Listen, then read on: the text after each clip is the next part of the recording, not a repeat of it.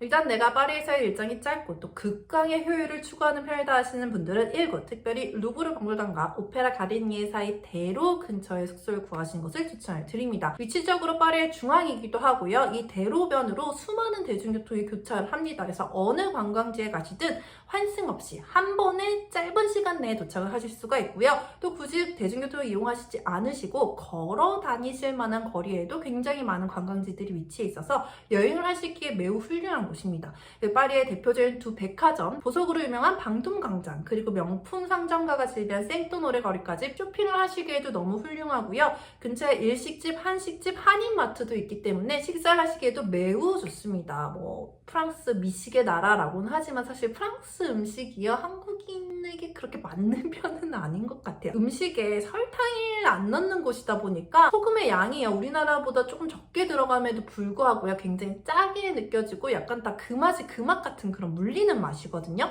그러니까 점심 정도만 합리적인 가격으로 즐기시고 저녁은 이제 숙소 근처에서 관광 다 끝나고 일식이나 한식 먹고 들어오시는 거죠. 이렇게 효율적으로 여행을 즐기실 수가 있는데 다만 조금 번잡스럽습니다. 오랜 시간 동안 파리 중심이었었기 때문에 약간 파리의 업무지구라고 할 수 있을 정도로 주요 시설들이 이곳에 있고 현지인들도 많이 다니고 관광객들 당연히 많고 차도 되게 많은 편이에요. 나는 조금 더 우아하고 고풍스러운 진짜 파리의 모습을 조금 느끼고 싶다 하시는 분들은 6구, 7구, 16구를 추천을 드립니다. 먼저 6구에서는 생제르맹-데-프레 지역을 추천을 드립니다. 파리에 지식인들이 모여들었었던 곳이고 그래서 그들을 선망하던 사람들이 모이다 보니까 굉장히 잘 사는 동네가 되었었다.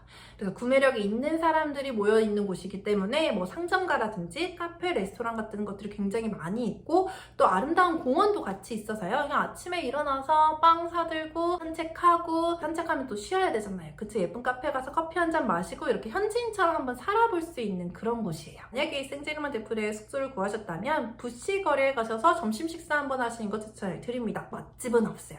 근데 분위기가 굉장히 내가 지금 파리에 왔구나 이런 걸 느낄 수가 있습니다. 제가 파리에서 가이드를 할 때 가장 많이 들었던 질문 중에 하나가 파리 사람들은 어디에 있어요? 였습니다. 그럼 저는 이렇게 대답을 하죠.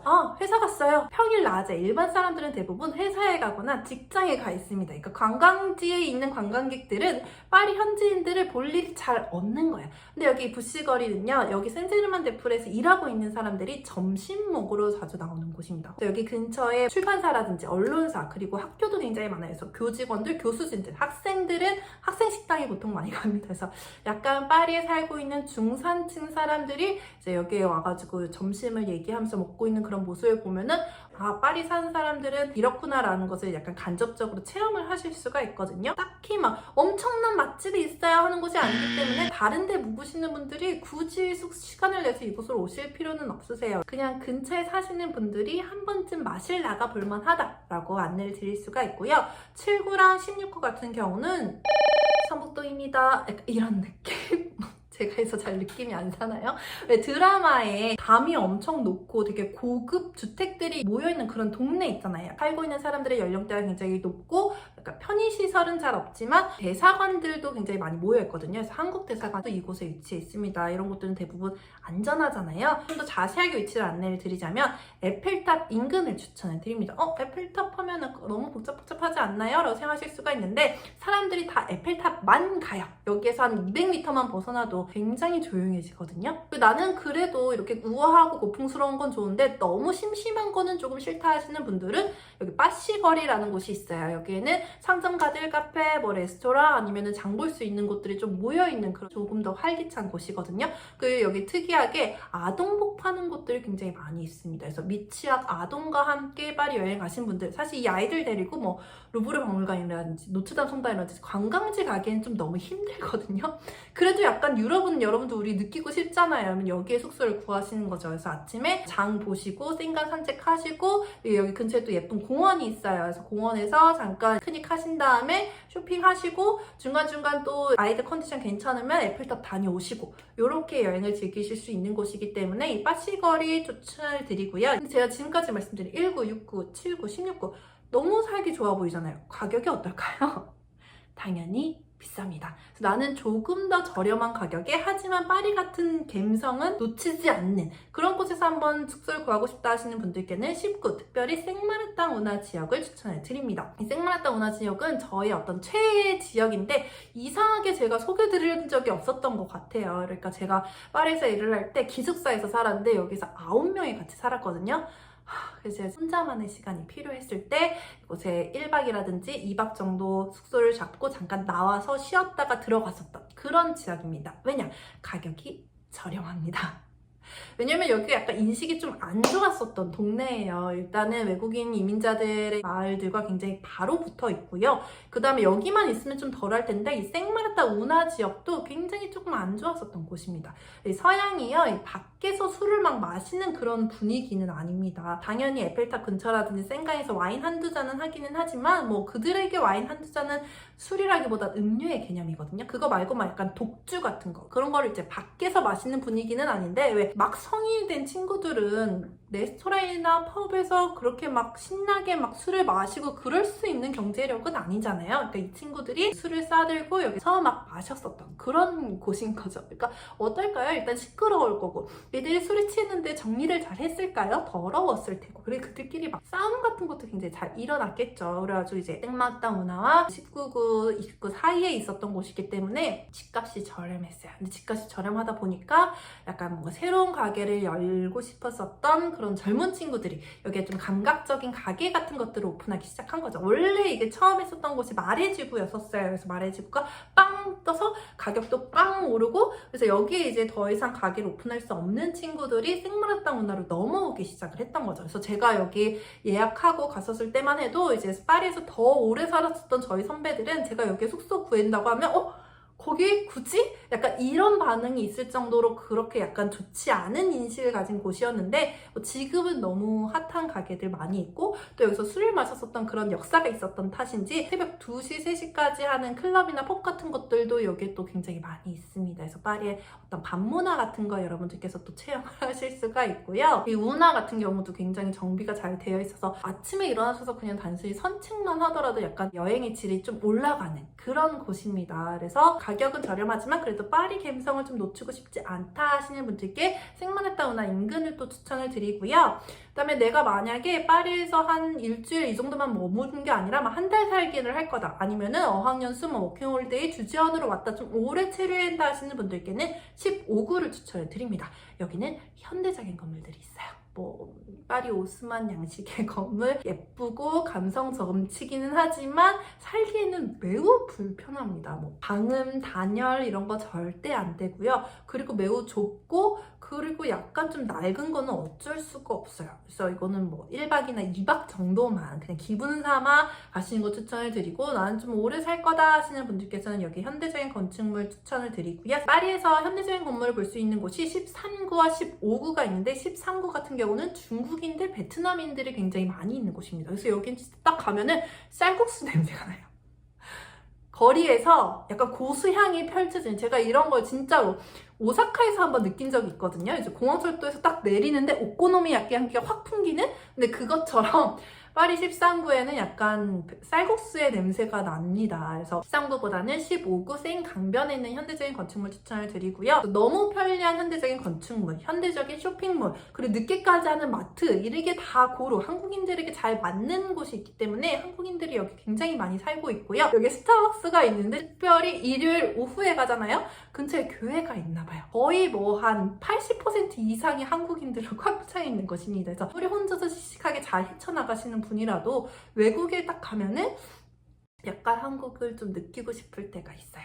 그래서 뭐 거기서 친구를 만나지는 않더라도 약간 한국말이 들리면은 약간 좀 외로움이 좀 잦아들게 되거든요. 그래서 이쪽으로 숙소를 구하시는 거 추천을 드리고 지금까지 이렇게 파리 시내에서 어디에 가시면 좋나라고 추천을 드렸는데 당연히 다 너무 좋잖아요. 비쌉니다. 만약에 뭐 내가 약간 좀 설렁설렁 여행을 한다. 아침 10시에 일어나서 동네 근처에 있는 곳에서 카페 한잔 하고 그냥 설렁설렁 관광지 한 군데 갔다가 또 동네 근처에서 뭔가 저녁을 먹고 집에 빨리 올 거야. 요 정도의 삶이라면 뭐 괜찮은데 막 라발레 빌리지 아울렛을 간다든지 디즈니랜드, 베르사유 궁전 이런 외곽을 간다든지 아니면은 아침부터 저녁까지 관광지 도는데 이렇게 비싼 숙소를 굳이? 4박 이내 같은 경우는 파리 내에서 다 통으로 숙소를 잡으시고 5박 이상이다 하시면은 약간 나눠서 숙소를 구하시는 것을 추천을 드려요. 한 3분의 2 정도는 외곽의 숙소를 구하시고 3분의 1 정도만 숙소와 숙소 주변의 어떤 동네 분위기를 즐기시는 걸 추천을 드리고요. 그래서 파리 외곽 중에 여러분들께 또 숙소를 구하기 좋은 곳 추천을 드리자면 일단 개선문 너머에 있는 서북 쪽이라고 해야 할까요? 사실 좀 이런 단어를 쓰기 조금 그렇기는 한데 이것밖에 표현을 할 수가 없을 것 같아요. 약간 부촌인 느낌입니다. 근데 파리시가 아니라서 그런지 생각보다 가격이 조금 저렴한 편이거든요. 거리적으로 걸어서도 개선문까지 가실 수가 있는 곳이니까 이쪽으로 숙소를 구하시면 되시고 나는 조금 더 저렴하고 조금 더 멀리 떨어진 곳 하시고 싶다 하시는 분들은 아리알 A선 라인을 추천해 드립니다. 아리알이라는 곳은 우리나라 GTX라고 생각하시면 되세요. 파리의 위성 도시들을 조금 더 파리에게 빨리 도착할 수 있게끔 일반 지하철 한 3정거장 거리를 한 정거장으로 딱 가는 급행 열차라고 생각을 하시면 되십니다. 그래서 그냥 애매하게 가까우면서도 뭐 버스라든지 지하철이 없는 그런 곳보다는 아리알 옆에 하시는 게 파리에 조금 더 빨리 도착을 하실 수가 있거든요. 제가 예전에 소매치기 영상에서 지하철은 웬만하면 타지 마세요 라고 말씀을 드렸는데 아리알은 괜찮습니다. 왜냐하면 기차 형식으로 되어 있거든요. 앉아서 사람들이 많이 탑니다. 파리 지하철에서 소매치기를 많이 당하는 이유는 일단은 사람이 굉장히 많은데 내가 서 있어요. 그러니까 내 몸을 이렇게 수색하기가 편합니다. 근데 앉아있는데 나에게 와서 물건을 가져가는 건 굉장히 부자연스럽잖아요. 일단 접근성이 어렵고 그리고 지하철 같은 경우는 거의 막 1분에 한 번씩 문이 열리거든요. 그러니까 지갑을 빼서 빨리 도망갈 수 있는 그 퇴로가 딱 있는데 아리아 같은 경우는 한 3분에서 4분 정도 이제 가기 때문에 그래서 소매치기들이 아리아르는 잘 없어요. 물론 이제 내려서 지하철역 올라갈 때 이 구간은 좀 조심을 하셔야 되겠지만 버스 타거나 아니면 그냥 지하철로 파리 시내로 들어가는 것보다는 조금 더 빠르게 그리고 더 쾌적하게 중심가로 이동을 하실 수가 있습니다. C라인 같은 경우는요 공사를 진짜 많이 해요. 여기가 센강을 따라 강 옆에 있어서 그런지 일단은 뭐 파리 사람들이 바캉스 가는 7, 8월에는 무조건 공사를 하고요. 그래서 중간중간 공사가 굉장히 잦은 편이에요. 그래서 내가 약간 좀 운이 안 좋다. 이런 거 할 때는 꼭 걸리는 사람이다 하시는 분들은 이제 아리알 A선 서쪽 추천을 드리고요. B선, D선, E선은 별로 추천을 드리지 않습니다. 특히 B선과 D선은요 이민자 마을을 관통해서 오는 곳이거든요. 그래서 분위기가 굉장히 좋지 않습니다. 어떻게 이렇게 단정적으로 말할 수 있느냐? 제가 여기 아리알 D선, 여기 고넥스 여기에 살았었거든요. 여기 사람들이 뭐 나쁜 사람들만 있는 건 아니에요. 오히려 저는 도움을 받았던 적도 많이 있습니다. 제가 계단에서 한번 굴른 적이 있는데 막 수십 명이 갑자기 몰려와가지고 괜찮냐고 제 짐 다 들어주고 다음 정거장까지 막 지나가는 사람들이 싸봐 이러면서 막 안 사요. 그래서 너무 착한 사람들이기는 하지만 어쨌든 이제 시각적으로 내가 여기에 파리에 여행을 온 게 맞나? 라는 생각이 들 정도로 이민자들이 많이 있고요. 그리고 또 약간 좀 깜짝깜짝 놀랄 수 있는 게 이 사람들 중에 많은 사람들이 지하철 요금을 안 내고 탑니다. 넘어가는 사람들도 되게 많고 그리고 내가 이제 카드 딱 찍으면은 내 등에 딱 와가지고 바로 이제 같이 나가는 그런 경우도 되게 많기 때문에 전 적응을 하는데 여기서 마음을 놓고 출퇴근을 한 지 한 달 정도가 걸렸거든요. 한 달 이후에는 뭐 밤 늦게도 왔다 갔다 하고 괜찮았는데 그래도 이제 짧게 여행을 하시는 분들이 굳이 그런 거를 경험을 하실 필요가 있을까라는 생각이 듭니다. 그래서 가격도 그런 거 감안하면 되게 저렴해야 되잖아요. 근데 그렇지 않거든요. 왜냐면은 그렇다는 사실을 모르는 사람들이 훨씬 더 많기 때문에 그냥 일반 파리 외곽 시내와 거의 비슷한 가격으로 숙소값이 책정이 되어 있습니다. 그래서 외곽이라서 저렴하구나 하고 딱 예약을 하고 오면은 약간 그런 환경들에 접하게 되는 거죠. 그래서 B라인, D라인 위쪽과 그리고 남쪽은 사실 좀 괜찮은 편이기는 한데 일부 또 그런 곳이 있어요. 그렇기 때문에 그냥 B라인, D라인, E라인보다는 A라인으로 여러분들께서 오시는 거 추천을 드립니다. 지금까지 여러분들께서 파리 여행 오실 때 어디에 숙소를 구하면 좋을지에 대해서 안내를 드렸고요. 다음 편은 어디에서 예약하면 좋을지에 대해서 안내를 드리도록 하겠습니다. 파리에서의 여행이 행복하시길 바라겠습니다.